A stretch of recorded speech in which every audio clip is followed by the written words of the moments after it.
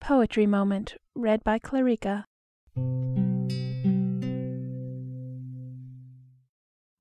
A Visit from St. Nicholas by Clement Clarke Moore. 'Twas the night before Christmas, when all through the house not a creature was stirring, not even a mouse. The stockings were hung by the chimney with care, in hopes that St. Nicholas soon would be there. The children were nestled all snug in their beds, while visions of sugar plums danced in their heads. And Mamma in her kerchief, and I in my cap, had just settled our brains for a long winter's nap. When out on the lawn there rose such a clatter, I sprang from my bed to see what was the matter. Away to the window I flew like a flash, tore open the shutters, and threw up the sash. The moon, on the breast of the new-fallen snow, gave a lustre of midday to objects below.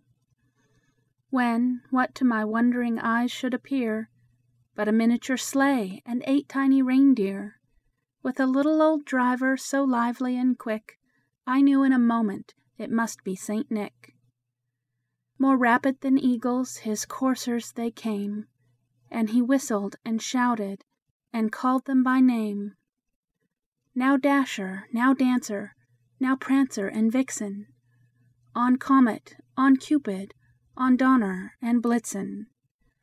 To the top of the porch, to the top of the wall, now dash away, dash away, dash away all. As dry leaves that before the wild hurricane fly, when they meet with an obstacle, mount to the sky, so up to the housetop the coursers they flew, with a sleigh full of toys, and St. Nicholas too.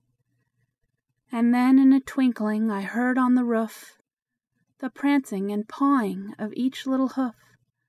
As I drew in my head and was turning around, down the chimney St. Nicholas came with a bound. He was dressed all in fur from his head to his foot, and his clothes were all tarnished with ashes and soot. A bundle of toys he had flung on his back, and he looked like a peddler just opening his pack.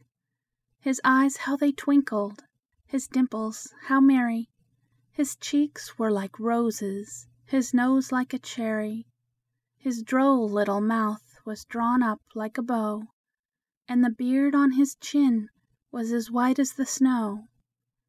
The stump of a pipe he held tight in his teeth, and the smoke, it encircled his head like a wreath. He had a broad face and a little round belly, that shook when he laughed like a bowl full of jelly. He was chubby and plump, a right jolly old elf, and I laughed when I saw him, in spite of myself.